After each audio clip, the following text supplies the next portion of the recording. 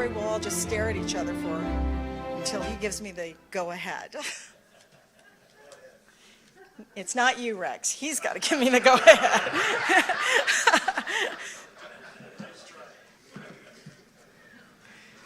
Are we ready?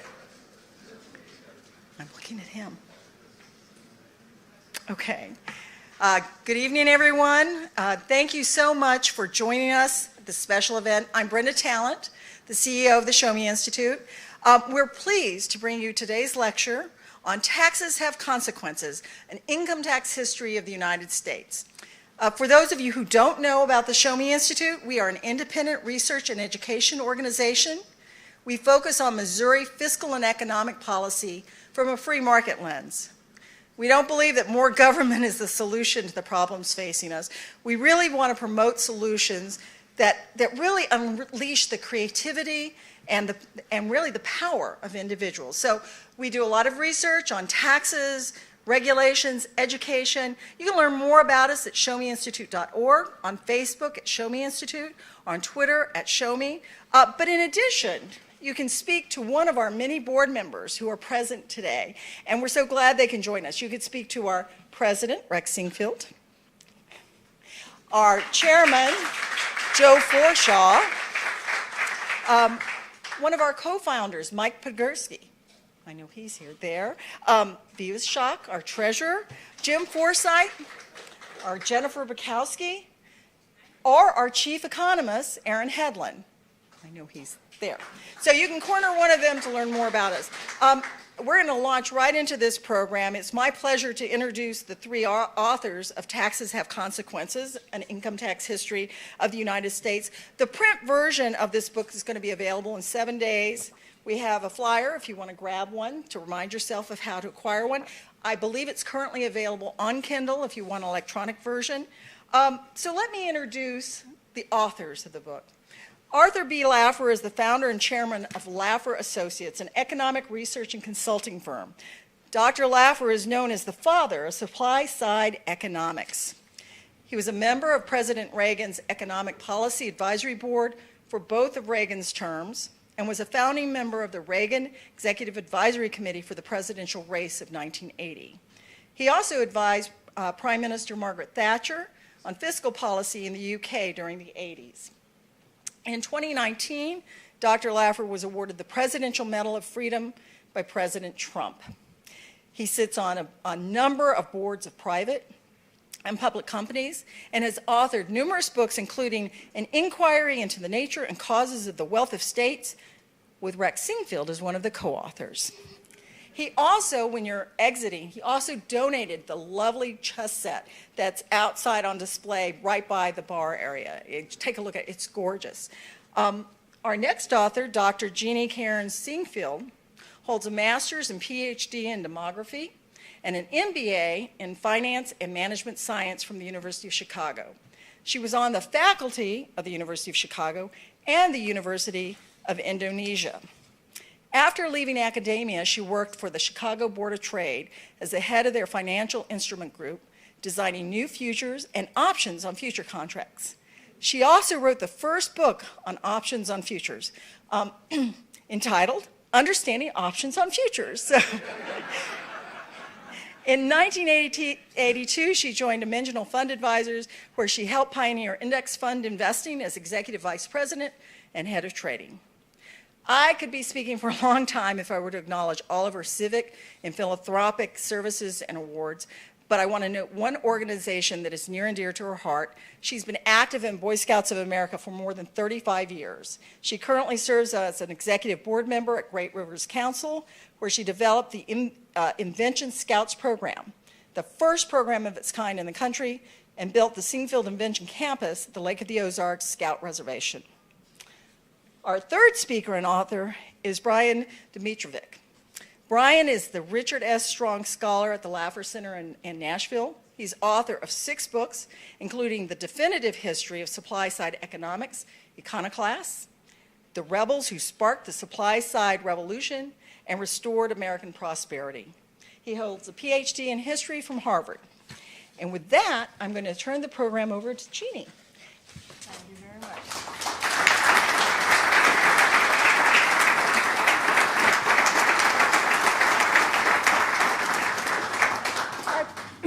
appreciate your coming. This has been an interesting book.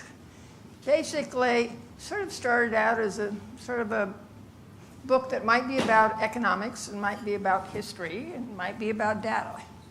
So we have a world-class economist here, a world-class historian, and I'm the data freak.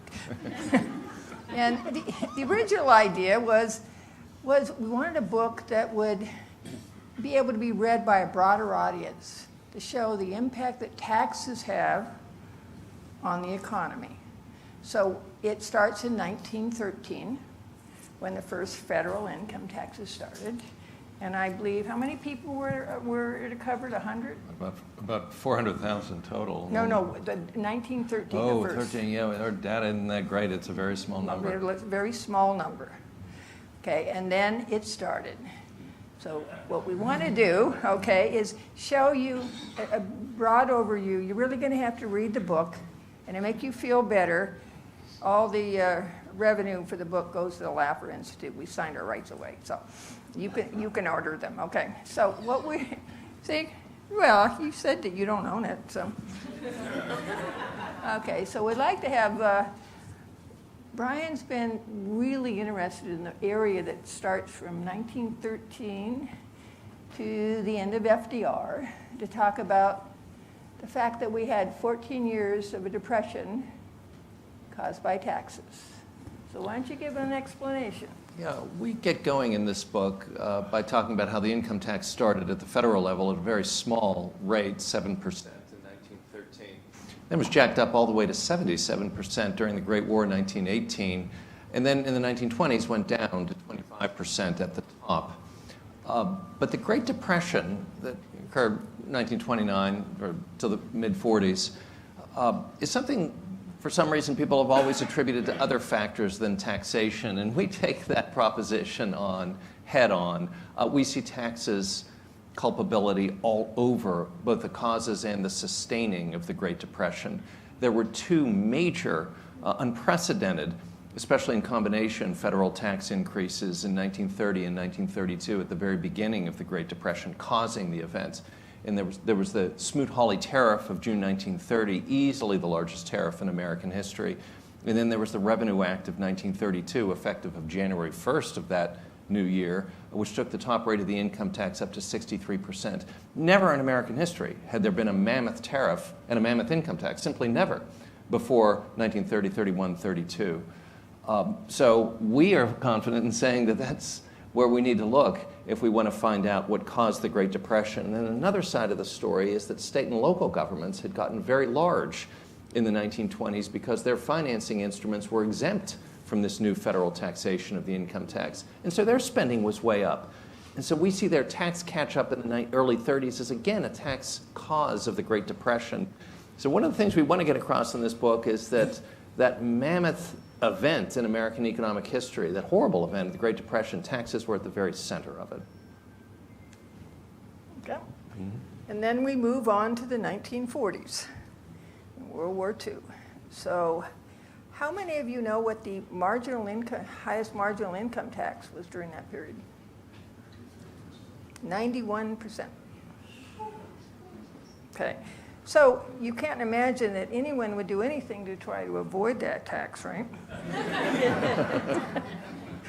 Or that individuals, your employees, would want to avoid those taxes. So guess where untaxed health care comes from?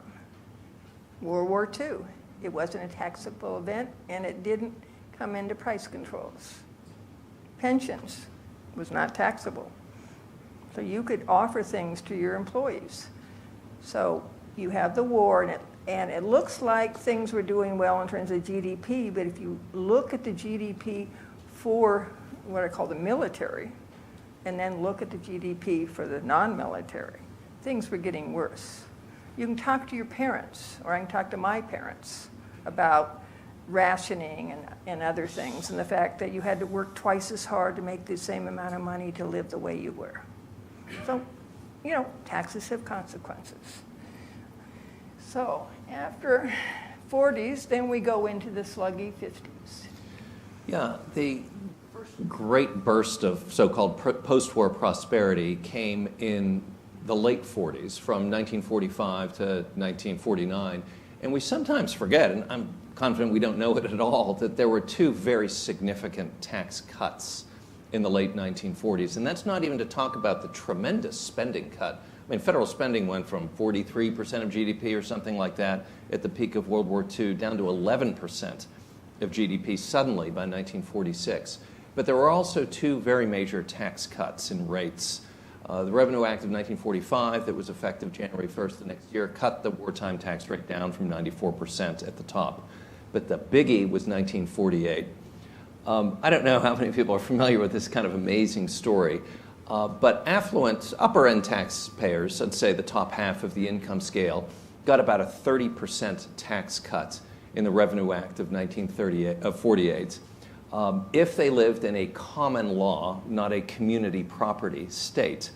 When tax rates were so high in the United States, in the Great Depression years under Hoover and Roosevelt and during World War II, if people lived in a community property state, that's a kind of Spanish or French tradition that you see in Texas and California, if there was one income in a family, both the husband and wife could claim half of that income and then submit 2 tax returns to the federal government.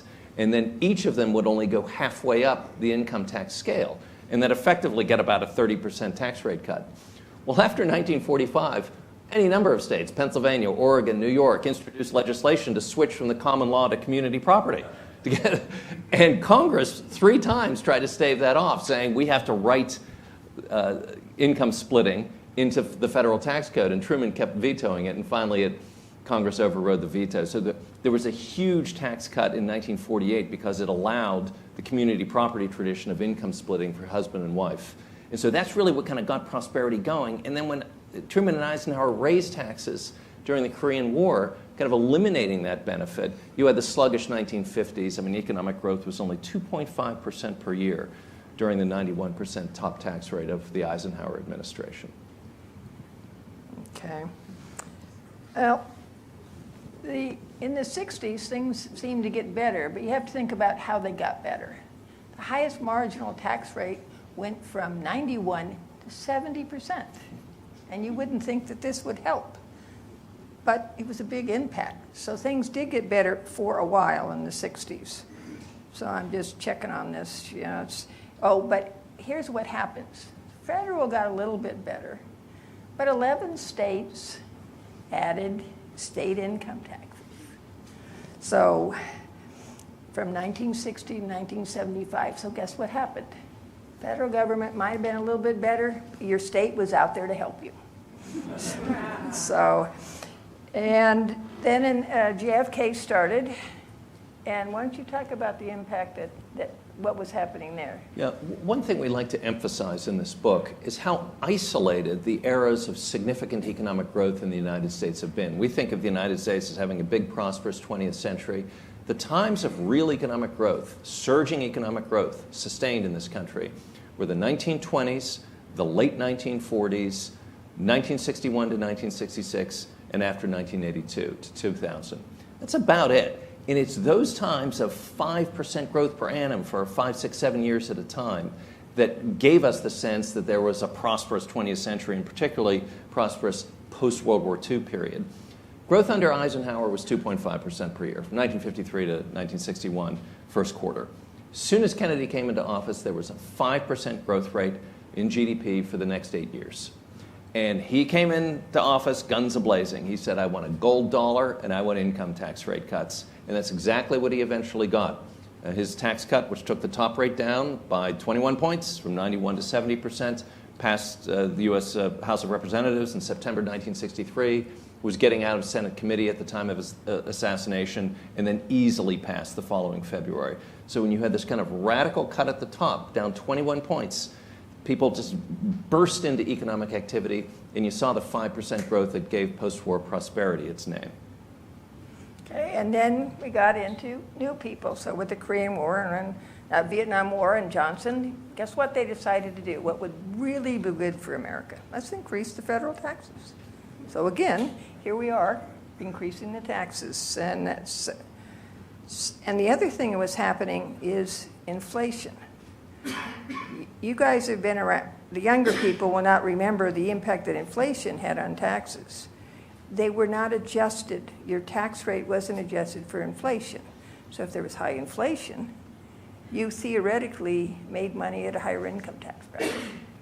So even though you were not better off, or actually you're worse off because you're having to pay more money for stuff, you're not increasing your taxes, but the government is taking more. So talk about the next step. Yeah, the 1970s were really a brutal chapter in American economic history when you had a tax code that was unindexed for inflation with something like 26 brackets. So if you made a little bit more money every year to keep pace with inflation, you were thrown into higher and higher tax brackets with your raise. So it was a structural war conducted against the economy by the state. That's what William Simon, the Treasury Secretary, who Dr. Laffer worked for at the time, called it. It just had to stop. And that's what gave us Ronald Reagan. It was the combination of inflation with an unindexed for inflation progressive tax code that forced the electorate to find kind of radical solutions. And so in California, you had the big property tax cut of 1978, which Dr. Laffer had a lot to do with. And then you had Ronald Reagan coming in with advice from the same economist saying you have to imitate the John F. Kennedy tax cut of 1964, have something like a 30% cut in rates across the board, and you're going to see a resurgence of American economic growth and the collapse of inflation. It's exactly what happened. Once those tax cuts were phased in 1983, inflation went down by about 2/3 to 3/4 as the 1.9% growth of the stagflation period, sounds like the 2000s, gave way for 4 or 5% all the way into the year 2000. Okay, and then what happened in 2000? Okay, the first Bush, right, made some cuts, but it worked out that when he left office, they were supposed to cut later on, a factor that Art does not like, that you say the taxes are going to cut later, so you wait for things. Okay, so Obama postponed the taxes, and then he changed it and kept the taxes up higher and added corporate income taxes higher, Obamacare. So here we go again. Taxes are going up. So now we're at Trump time. So you want to talk about Trump, or you want him to talk about it? Okay, you talk about the Trump tax cuts. Who's Trump? Yeah, okay, he's trying to be whatever. Can I tell my joke? No. Absolutely No. not. Don't worry, we're going to get You'll him love to it. talk. We're going to get him to talk. Go ahead. The Trump tax cut did not focus so much on individual income tax rates. Those had been made radical in the 1930s with rates over 25% up to 63, 79, and in the 50s. And that's why John F. Kennedy and Ronald Reagan focused on those rates, because those were the rates that had been made immoderately high.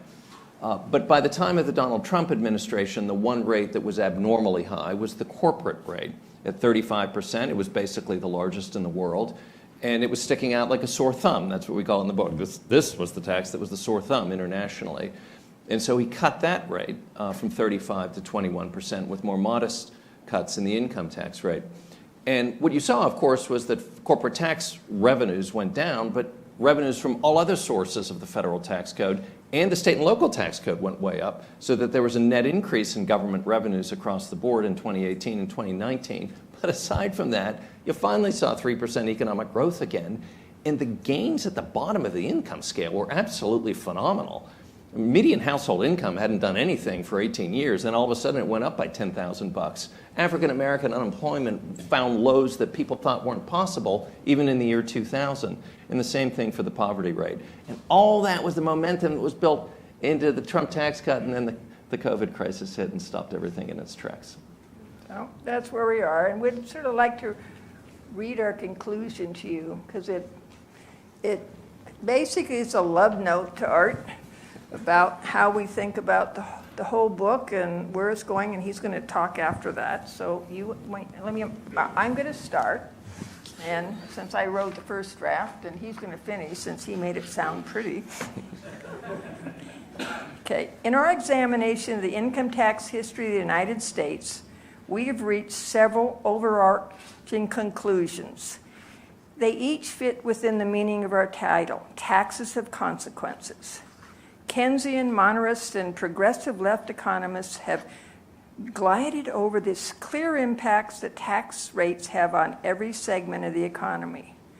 We find that evidence indicates in case after case over the last century and more that higher taxes at the federal and state level, and including property and corporate tax income rates and tariffs, harm the economy. And you're starting right there, the Great Depression. Mm-hmm. The example of the Great Depression itself is one of the clearest illustrations of this point. We find that the evidence indicates, again in case after case, that lower tax rates have resulted in economic growth, employment, and the broadening of opportunity. And we find that stimulus spending is no way to enhance the standard of living. History shows that the Laffer curve works. The optimal tax rate is closer to sub 20% than up near 70%, and government needs to seriously second-guess itself when it begins to find tax rate increase arguments convincing. So as That was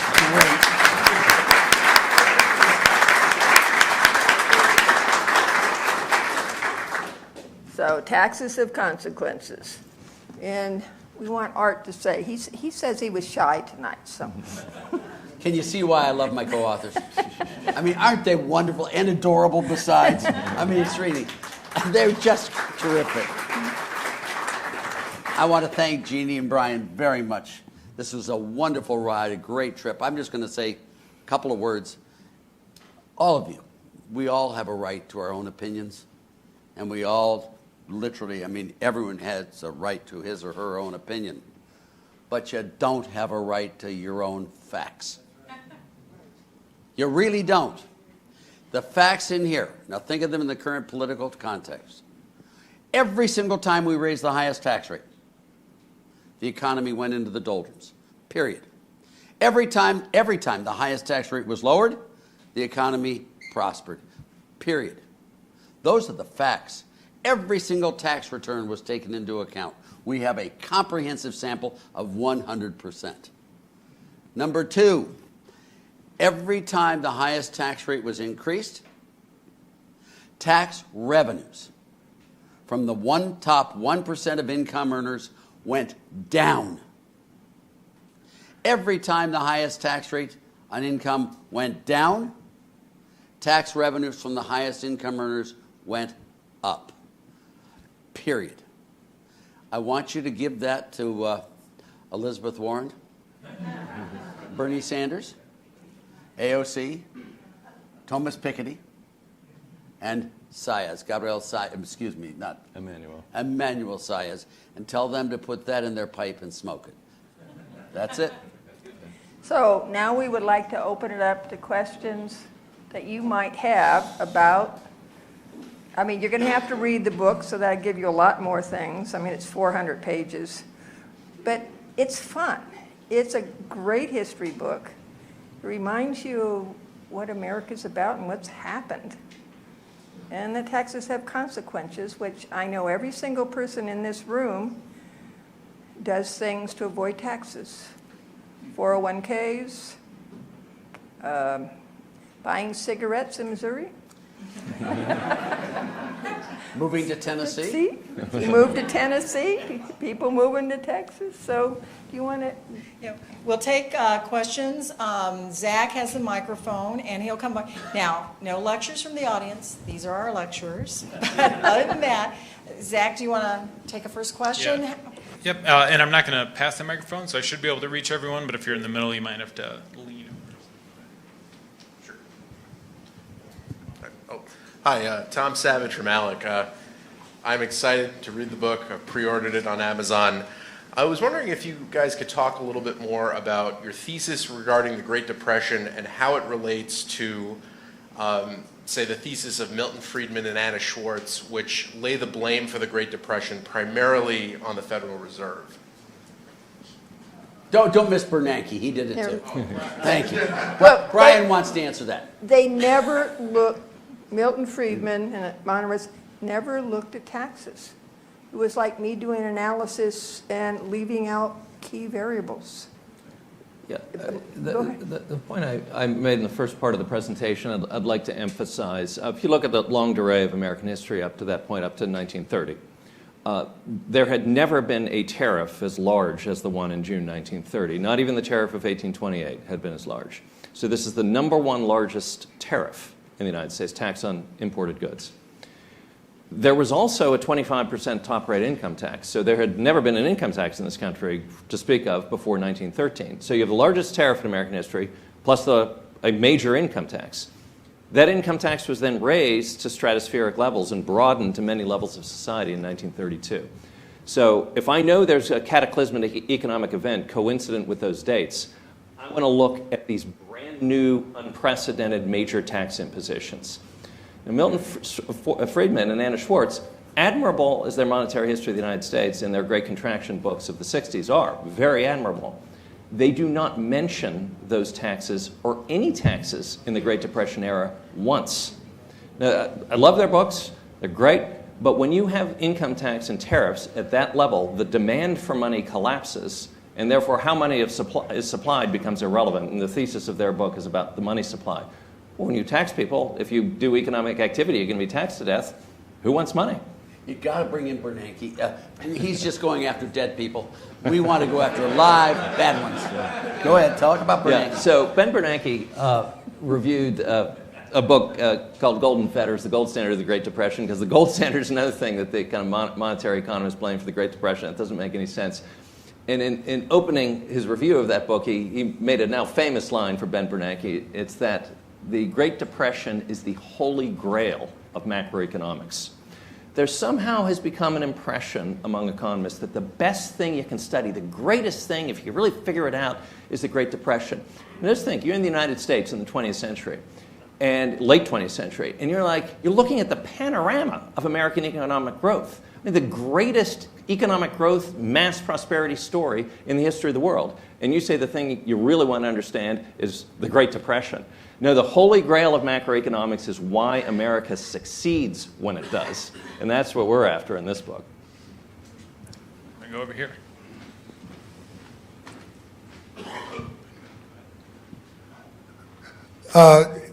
I have always wondered why the government has to grow faster than the economy. People's incomes go up, they go into higher brackets, the government gets an automatic raise. Property values go up, local governments get automatic increases in real estate taxes. Sales go up, the governments get automatic raises from sales taxes. So what justification is there for the government growing at a faster rate than the general economy? None. Don't look at me. This is not what that book is about. Yeah. This book is about the taxes and what happens to the economy. And Yeah, I don't and you're think, looking at the- I can't think of any justification for progressive income tax. Can I Go ahead. do my theorem on, Absolutely. on Yeah. redistribution? Well, let me just talk to you about redistribution, which is sort of what you're talking about here. Redistribution occurs when you take from someone who has a little bit more and give to someone who has a little bit less. With me? Now, when you take from someone who has a little bit more, you reduce their incentives to produce, and they will produce a little bit less. When you give to someone who has a little bit less, they now all have an alternative source of income other than working, and they too will produce a little bit less. This is just math, people. It's not left-wing, right-wing, Republican, Democrat, liberal, or conservative. Whenever you redistribute income, total income falls. Period. You can be tall, short, fat, whatever, old, it'll still work. Now, the lemma is the more you redistribute, the greater will be the loss in income. The limit function here is beautiful. It's just delicious. It's piquant flavor of the best times. If you were able to achieve perfect income equality, if you could make a system where everyone came out exactly the same, all of them came out exactly the same, all right, what you'd have to do, by the way, if you did that, there would be no income at all. And let me describe to you how that happens. In order to get perfect income equality, what you have to do is tax everyone who earns above the average income 100% of the excess. You have to subsidize everyone below the average income 100% up to the average income. Now, if you actually did that, if you actually taxed everyone who made above the average income 100% of the excess, And if you actually subsidize everyone below the average income up to the average income, I will stipulate today, Counselor, everyone will be equal at zero.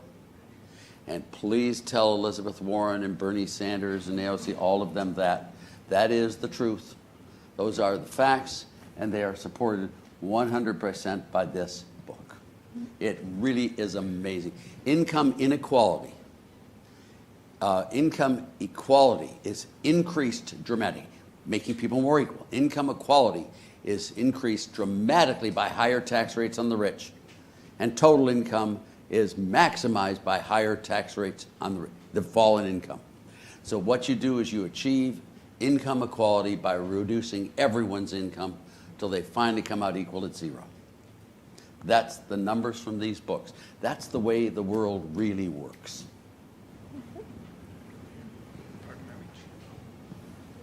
What is the optimal tax rate in your view? Optimal is a funny word. I don't want to use optimal in the sense of maximizing taxes. That's not what it is. Optimal taxes, I would guess, would be somewhere in the range of 15% or lower. I did Jerry Brown's flat tax when he ran for president, as some of you may know. We got rid of all federal taxes and had two flat rate taxes, one on business net sales and one on personal unadjusted gross income. We set the rate at 13%, and it was not only, we almost won the Democratic primary with that flat tax. We had that blue-eyed twerp from Hope, Arkansas in the crosshairs. We were coming to get him, and then Jerry announces Jesse Jackson as his running mate, and somehow that didn't make it too well. But we still got the second largest number of delegates in the Democratic primary with the flat tax. That's the way I'd go. You remember on the taxes, you're talking about the taxes for the federal government. You're getting taxed everywhere else. Sales tax, income tax, property tax, regulatory tax. If it costs you more to do a business, forms and stuff, it's a cost, it's a tax. It's just that you don't write them a check.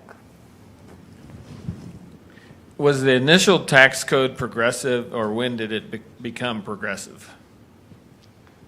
Yeah, the initial tax says that the income tax was enabled by constitutional amendment, the 16th Amendment in February 1913, and that had been in process for about 4 years, going through Congress and then the state ratifying conventions. Then in October of that year, Representative Oscar Underwood of Alabama, who was anti-tariff, as many Southerners had been throughout the 19th century, proposed a switch, a lowering of the tariff by about 35% in exchange for a slightly progressive income tax on moderate to high incomes. So the first income tax was in fact progressive. It had rates of 1, 2, 3, 4, 5, 6, and 7%. And it was progressive at the outset. But it was also strongly implied in that first income tax statute that it was supposed to be a switch. It was supposed to be an exchange for the broad-based tax of the tariff, which affected everybody because everybody's a consumer and everybody works to provide goods in exchange for imports. So progressivity, I'm afraid, was part of the tax code from the very beginning. All right. Another one back here. Hello. Thank you all for this nice event. I have a question, and has there ever been a tax that made it to where, the economic opportunities were, endless? I heard you talk about, I think it was, I'm calling Big Bush and Mr. Trump, but has there been one where the people who were suffering were a part of it, or just in general? We talk about the third industrial age, the second, and now we're in the fourth. Has there been anything that helps where people are not crying every day from increasing taxes? Jeannie, that's yours. Well, if you look at the employment rate and the income after Trump did his variety of taxes, that was the best economy, and it reduced the difference between income, and it got a lot of people working. It seems to me that taxes have consequences. I would also say that in the zero income tax era before 1913, there were remarkable signs of mass opportunity. There was tremendous in-migration to the United States in the 4 decades before 1913. There was tremendous intra-migration within the United States from all sorts of regions of the country. The economic opportunity was phenomenal, and we had a protective tariff at that time. That is to say, the rates were so high that they discouraged revenue. If they cut tariff rates instead of imposing an income tax in 1913, I can only imagine that the American dream and post-war prosperity, so-called, would have started right then in 1913 instead of having to wait for 1946. Right here.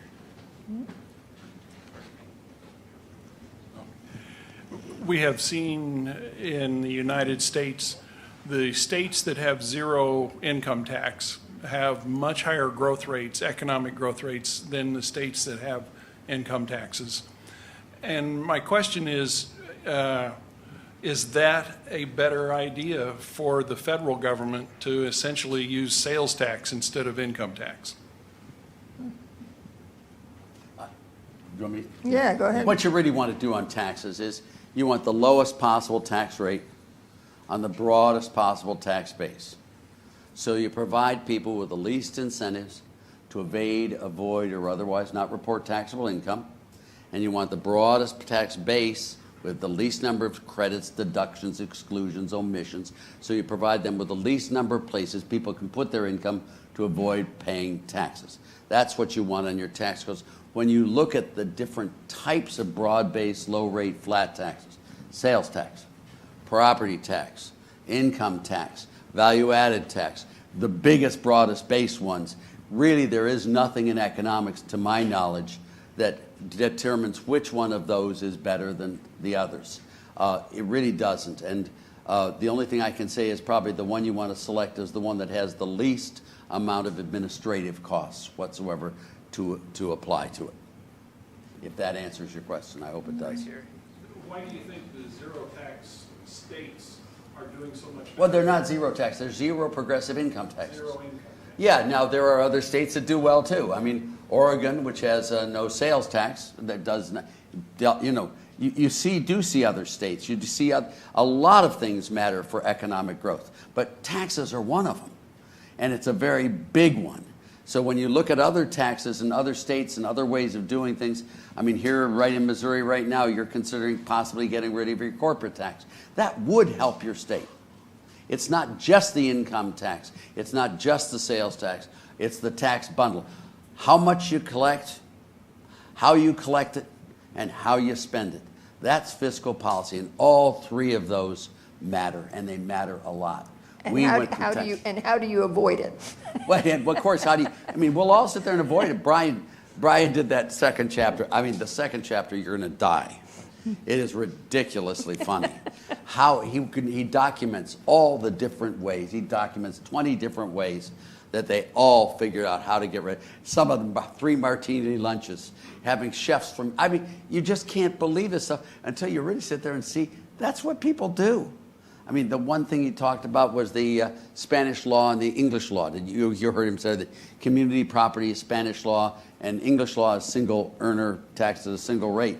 You know, all these guys went through and went to the community property states until they got divorced. That was a joke. That was a joke. Then they found out they owed a lot of money to the spouse. Right here. Just being funny with you. I wonder if you might take a stab at what would happen if we let people that were prosperous issue more stock in order to expand their operations and help with employment, then penalize them when they bought it back. A little unclear. Let me just, you don't want to penalize people for buying their stock, but the company's buying their stock back. If they don't have good opportunities in that company, good investment opportunities, why should they keep the money from the people who own the company? There are 2 ways of putting it back to them. You can issue dividends and get it back to them, or you can buy the stock back. The neat thing about buying the stock back is the people who want to sell their stock can do that, and they may be well tax advantaged versus those who would receive the dividends. So stock buybacks are a wonderful way of companies returning money to their shareholders. It's just wonderful, and all this claptrap out of Washington is just claptrap. And dividends aren't nearly as good as stock buybacks. They aren't nearly as good. And that's my opinion. Looking outside of the United States, what countries offer good examples of tax policy? Hong Kong. Not now. What? Well, not anymore. No. I forgot. I am old on that. I'm really old. That's all. You get a bunch of countries that have nice tax systems. The Isle of Man is the best probably of all. The Isle of Man eliminates all taxes if you make over $500,000 a year. In other words, you have to pay taxes up there, and then all of a sudden at that level you get your money back and you don't earn any. I mean, it's really some cool things going on out there. There used to be, a couple of countries had reverse taxes. The more you made, the less your tax rate was. These are called the heart attack models. My proposal in 2008, you remember when they were all talking about the stimulus, when you had Bush's stimulus of $1.5 trillion, and then you had Obama's stimulus of $1.5 trillion. You remember all that, and $3 trillion total. They asked me what my view was. This is in a Wall Street Journal piece. My idea was, if you got $3 trillion, why not just have a U.S. tax holiday? No income tax, no corporate tax, no dividend tax, no death tax, no payroll tax, employer-employee, no Medicare, no Medicaid, no excise taxes. Just get rid of all federal taxes for a year and a half. Can you imagine what this country would have looked like? We'd be selling cars into central China, for goodness sakes. There'd be I've only can sleep 1 hour a day. I gotta work the rest. That's what you want. You really want people to be incentivized to produce goods and services. In your research, what did you find over time the relationship between the goal, particularly in periods of increased tax rates, particularly the top marginal rate, of the goal of increasing government revenue, and two, the goal of income inequality equalization? So basically, filling government coffers versus some social goals about, soak the rich, et cetera. And how did that change over time? It didn't change anything over time. The higher the tax rate, the less the revenues from the highest income earners, number one, and the worse the economy and the worse the poor do. Is that not simple enough? And that's every single year. Now, unfortunately, we have tax regimes that last 4 or 5 years, so the Great Depression wasn't just a one-year example. The Great Depression was a lot of years at very high tax rates. But when you raise tax rates, you get less revenue, and you make the poor poorer. You also make the rich poorer, but you make the poor a lot poorer. No, you don't necessarily make the rich poor. You just make them filing their taxes more efficiently. Well, and they do lose income, too. The capital gains income, dividend income, corporate income, and a lot of the high salary incomes are reduced when tax rates are very high. But Jeannie's completely right. The sheltering goes crazy. I think of that one example. The richest person in America, do you remember her name? Oh, Dodge. Dodge, yeah, Mrs. Dodge. Dodge, and they increased the tax rate, right, in the 30s. She moved every dime into municipal bonds and avoided all the taxes. And they didn't even have to report income back then from bonds. Municipal bonds aren't taxable. So you had the richest person in America take assets that could have been into the economy, giving it to state governments to waste. I have a question. In your book, do you document at what point did we begin to see the complexity of the tax code begin to evolve and become even more challenging? And I call it the Lawyers Relief Act, but Brian, was that after 6 minutes or 8 minutes? Yeah, right. I think the first 3 years of the income tax, 1913, 14, and 15, it was relatively simple because the rate was maxed out at 7%. It's when, beginning in 1916, it went to 15, and then 67, and then the top rate to 77%, that the actuaries at the Treasury immediately realized that we are getting nowhere near as much revenue as would be implied by static analysis given these tax rates. But there was no tax apparatus to figure that out. And this is one of the reasons that Warren Harding and Andrew Mellon decided we have to cut the tax rates parenterally in 1921, because we found that we raised them to 77 and the revenue simply didn't come. It was only as the 20s progressed they realized, oh, everyone put them in municipal bonds because that interest is exempt. And George M. Cohan was deducting all his expenses for all his fancy dinners. It became a very famous case in tax law. And it took them a long time to realize what was going on, but when they cut the rates, the government went into surplus for 11 straight years. Only when they cut the rates, and they were running deficits. There's one other thing in here that is a little bit important. In the 13, 14, and 15 years, there were about 358,000 filers in the U.S. required to file, total taxpayers. That's out of a adult population of 62, 63 million, something like that. By 1918, not only had the rate gone up to 77%, but they'd increased the number of filers required to 6.5 million, a 17.5-fold increase in the number of filers, as well as the rates going up. I mean, there's no limit to their greed. Go right here. Pardon me again. Thank you. Yes, Arthur, since you moved to, I can't see him through it. Since you moved to Tennessee, and Tennessee has no income taxes, you're doing what you believe in. But I wonder, what do states that have no income taxes, what would Missouri have to do? How does Tennessee collect enough money to run the state? And are they more efficient? In other words, does it make the state better run because they have less money to deal with? How does Tennessee do it? Let me just tell you, are the legislators here, any of the legislators here? Okay, all of you remember that this is the one example I wanted to throw right out. That is the question. How do you do that? We have no income tax, either unearned or earned income. We just got rid of the hall tax and got rid of unearned income. We have no death tax and no gift tax. We got rid of that 5 years ago. We have the third lowest property taxes. We are the lowest tax state in the nation. We have the largest budget surplus relative to our size of any state in the nation. Largest surplus. We have the best credit rating of any state in the nation. Number one by all three credit ratings. Our employees, state and local employees, have their pensions fully funded. We have the best improvement of public services of any state in the nation, specifically education, 4th grade reading and math. How did they do that? The way they do that is you do not collect money from people who leave your state. You do not collect money from people you've made unemployed, but you do increase the costs. It's a straight, simple model. And no one believes it happens because everyone thinks like an accountant. But we're economics, and we're economists here, and it's really amazing how it works. Well, how does it work? Well, we have a modest sales tax. I mean, not modest. We're pretty high sales tax, but we're not the top 10, and that's our workhorse. And we collect all the revenues because everyone comes in there and pays taxes instead of sheltering. Everyone comes into our state and works instead of being on welfare.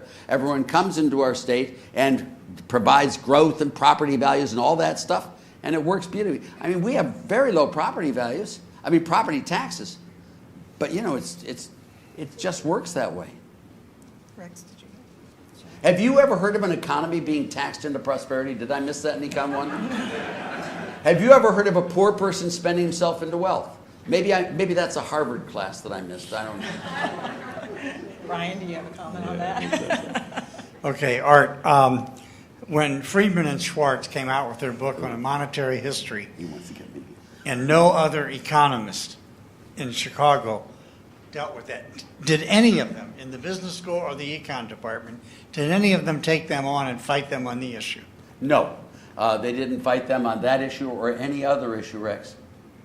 The amount of, I mean, the only one who really fought Milton from the faculty there was Bob Mundell, but didn't fight him nastily. I mean, they were very, but I mean, this was on flexible exchange rates or anything else.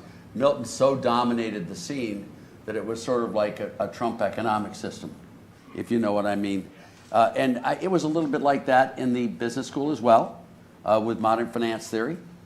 You get an idea and all the students are very cowed by the situation. Now, the thing I would say that has happened since Milton passed away, and by the way, Milton was terrific, but his views on monetary policy and monetary have disappeared. I mean, they really, really have. I had that paper in the Journal of Business, if you may remember, in 1972, which showed that if you use seasonally unadjusted data, which you should do, and I co-adjusted for seasonality using least squares, that money supply and economic activity occurred in the same quarter. And there were no lags and were no leads. All the lags and leads were determined by seasonal adjustments on ratio to moving average. And it was never absorbed. And it still is equally as true today as it was then. There has been no advance in our profession whatsoever on these issues. There will be on taxes, though. All right, I'm going to go over here, and then I'm going to go over there. Can you tell the George M. Cohan story? Oh, yeah, absolutely. George M. Cohan, the great, vaudeville and Broadway impresario, he would throw very lavish after parties after his shows in the high tax years, 1919, 1920. And he would he would entertain his actors and actresses, his critics, and his financiers. And these are the Broadway baby say goodnight kind of parties. I mean, they're all night long. They're very expensive, and they're at Delmonico's. So Delmonico's, Rector's, and Brown, as he said in one of his songs. Give my regards to Broadway, I guess. But so he just told the IRS, he just wrote on his tax form, he just deducted $300,000. And he didn't have receipts or anything like that. He just said business expenses, entertainment. And of course, the Revenue Bureau said you can't do this, and so he sued them in tax court. He won at the appellate level, and the Supreme Court refused to take the case. And this was one of Learned Hand's most famous cases. And there were two aspects to what became known as the George M. Cohan rule, which remains a cornerstone of tax jurisprudence to this day. The first thing is that if your business culture demands extravagant expenses, those expenses are deductible from your income taxes. And so it encouraged extravagant expenses. And we go into this. And the second thing it did is that the more extravagant they are, the less likely you are to keep receipts. Because look, we're partying with Broadway girls. And on both counts he won, and that became known as the George M. Cohan rule. Isn't that lovely? I mean, you can't believe the number of stories Brian has found in this chapter 2. This is just one of them. I mean, they're just replete with them all over. Warren Buffett. Yeah. Wait till you see the Warren Buffett example. And we have his tax returns because he gave them to the IRS, gave them to the New York Times. Let's hear it. No. No, you got to buy. Hey, you got to buy the book for someday. You don't George get it all. Cohan's dead. Warren Buffett can still get me. Yeah. Just wondering, the studies, are there any studies on total per capita tax revenue? In other words, like Tennessee, for instance, what per capita would be the tax revenue for an individual citizen relative to another state like Missouri? Yeah. I wanted to just tell you that when looking at total taxes here, when I said Tennessee was the lowest tax state in the nation, that was exactly the measure that is used. What you do is you take state and local taxes, all of them, and divide it by gross state product, which is taxes per dollar of income, but you can divide it by number of people. And each state is ranked that way. Now, the Tax Foundation does something very much like this, except they do not include as taxes severance taxes or carbon taxes. So they don't include coal or oil or Wyoming stuff. So therefore, the state with the lowest tax burden in the country, according to the Tax Foundation, is Alaska. The state with the highest tax burden, according to humans, is Alaska. Because all of their taxes are carbon, are oil. Almost all, a lot of them. All right, and this will be our final question. What fallout do you see from Biden's new 78,000 IRS agents? What do you predict, or do you see that people will realize what's happening? Brian has a great story on this. Yeah. I mean, you're asking some of the most fun stories of the book. Go ahead, Brian. Yeah, in the 1930s, there was a series of tax bills that really increased the top rate of the income tax from 25 up to 63 and then up to 79. And every time, they came in with less revenue than they expected, usually pretty seriously less revenue. So they kept hiring more IRS agents, and or Revenue Bureau agents, as they were called at the time. So in 1937, after yet another tax increase had failed to harvest the revenue that was anticipated, The Treasury Secretary under FDR, Henry Morgenthau, testified to Congress about it. And he said, look, we're in an unfair fight. There are 2,800 revenue agents on our payroll, and they're pitted against 45,000 tax accountants and members of the tax bar who make literally 10 times what we pay. The problem is that those people have been trained by us because all of those people used to be our revenue agents. So if we hire more revenue agents, the tax bar will attract not just our revenue agents, but the best ones at 10 times the pay, and we will train them. So automatically, if we hire more revenue agents, we will create people who are better than we are. And the only solution is to cut tax rates. Is that not a great story? Is that not a great story?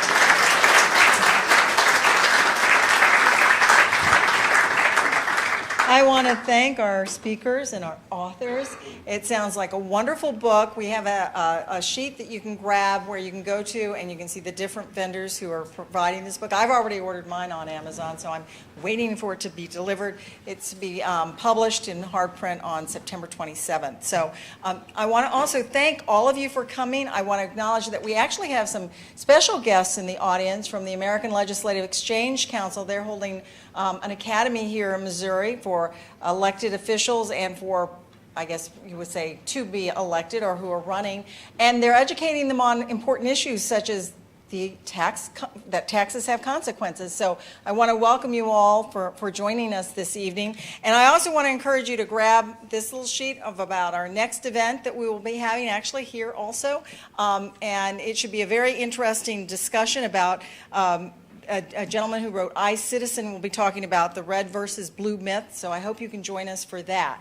And thank you again for all joining us. I think our speakers will be here for a few more minutes if you want to grab them, but then we're going to be ushering them out because they've got to go to another event. So thank you again for all coming.